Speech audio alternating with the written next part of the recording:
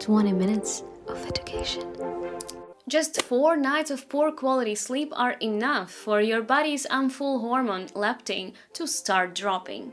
You begin to eat more and more often. Sleep literally have the power to give us or take away 10 to 15 years of healthy life.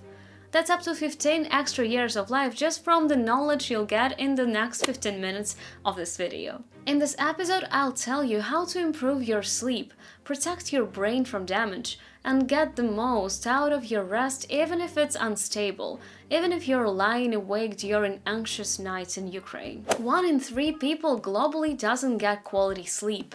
In Ukraine, sometimes it's every single person. Sleep is vital for all living beings. If it weren't important, it would have disappeared through evolution, just like we've evolved past the need to hunt wild animals for food.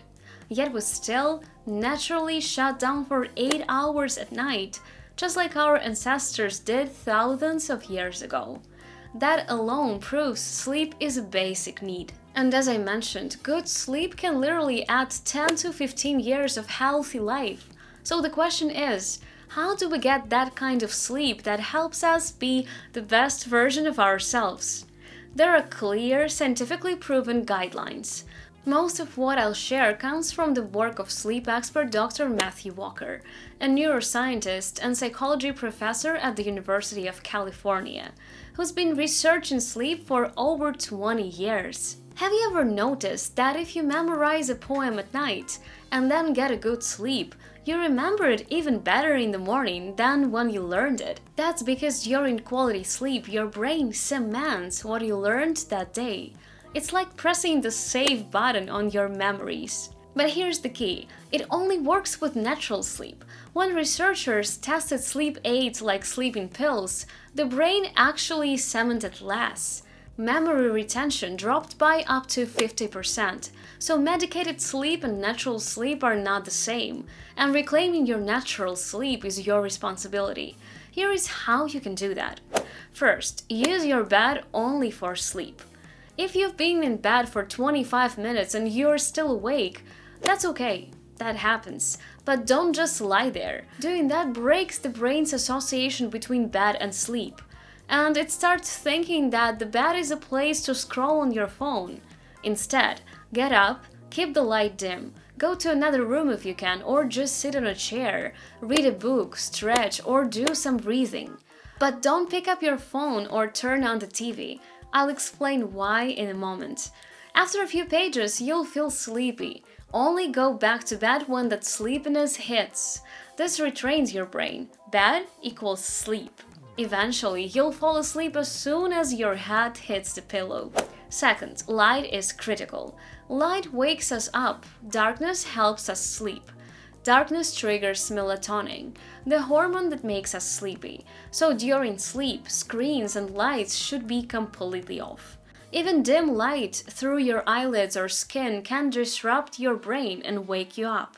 Keep your phone face down, far from your bed. And if you wake up in the middle of the night, don't check it. And light matters not just during sleep, but before too. Our brains used to rely on natural sunset as cue to wind down. But now our homes are so brightly lit at midnight, the brain thinks it's still daytime. So an hour before bed, dim your lights by 50–75%. Use nightlight or small lamp. Try this for 1 week. It will help your melatonin levels naturally rise. Third, in the morning, don't touch your phone for the first 10 minutes. The bright screen and sudden flood of information triggers anxiety before your mind is fully awake. That early morning uncertainty about what's waiting for you in your inbox, that's called anticipatory anxiety. Instead, try this. Stay in bed, look out the window, drink some water, brush your teeth, brew some coffee, anything that gives your brain a gentle, calm entry into the day. Fourth, keep your bedroom cool. To fall and stay asleep, your body needs to cool down by about 1 degree Celsius. Ideal room temperature is 18 to 20 degrees Celsius, so try to make your bedroom like a cave, dark, cool, and no gadgets. If you can't let your phone in another room, at least put it a few meters away and screen down to avoid flashing notifications. Hot shower or bath before bed, also super great. When your skin heats up, blood rushes to the surface and your core body temperature drops, which signals your body to sleep. Research shows it can boost deep sleep by 10 to 15%. Fifth, get sunlight exposure. At least 30 minutes of natural sunlight during the day helps regulate your sleep cycle. Ideally, in the morning, it wakes your body up and sets your internal clock. Number 6. Know your sleep type. Some people are early birds, others are night owls, and that's genetic. Over 20 genes are involved. You can't force yourself to be a morning person if you're not. If your job or relationship forces you to shift your sleep rhythm unnaturally, there is a saying, if you fight nature, you'll probably lose.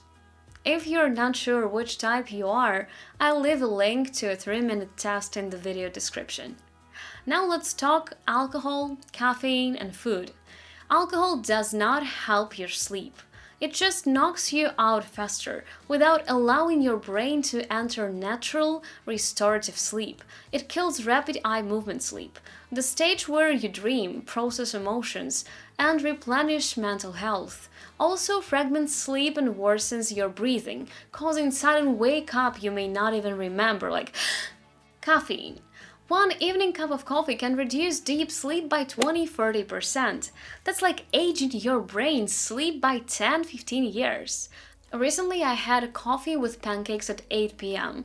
Still got 9 hours of sleep, woke up without an alarm, but I woke up irritated and tense. Even 12 hours later, 25% of the caffeine is still active in your brain.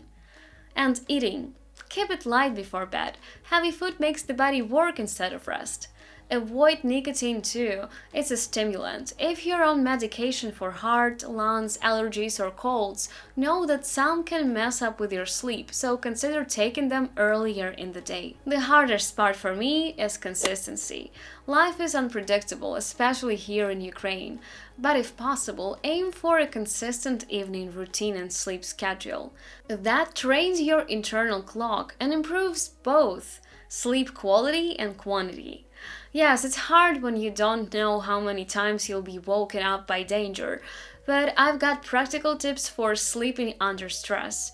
For example, you're trying to sleep in the shelter. Sleep during high-stress situations. If it's cold in a shelter, hold a thermos. Warming your hands helps drop your core temperature and makes falling asleep easier. Warm socks and hot water bottles help too. Block out all the light. Even in shelters, cover your eyes with a jacket or sleep mask. If you're sleeping at home during daylight, use blackout curtains or cover your face. And try to calm your mind. Accept that you've done all you can to stay safe. That helps your nervous system relax. Try progressive muscle relaxation. Tense one group of muscles like shoulders for a few seconds, then let go completely. This method from the 1920s works because muscles deeply relax after tension. Repeat it for different areas of your body. Or go on a mental walk. Imagine going to the store, walking the dog in detail. What shoes are you wearing? How does the door handle feel? Immersing yourself like this helps shut down your conscious mind and ease into sleep. And most important, don't count sheep. A study found people who do actually fall asleep slower, so skip the sheep and go mental shopping instead. It's cheaper, by the way. So how much sleep do you need to be healthy? On average, 7–9 hours depending on your body. Sleep is an investment in tomorrow. The less you sleep, the shorter your life is. Sleep deprivation increases the risk of dementia, Alzheimer's, and other serious illnesses. And again, just 4 nights of poor sleep is enough to lower leptin, the satiety hormone, and raise ghrelin, the hunger hormone. You end up eating more and your body starts producing more endocannabinoids, your natural cannabis-like chemicals, which also increase appetite. I have a separate episode about cannabinoids and CBD, so check it out to understand it more from the scientific side. Dr. Matthew Walker puts it very beautifully. Sleep is like landing a plane. Your body needs time to wind down and land safely on the runway of deep, healthy sleep. So instead of just switching off the lights and hoping for the best, build your own bedtime rituals. Read, stretch, or listen to calm music. Take care of your future self, pick at least one habit from the list, and share this video with someone you care about. See you!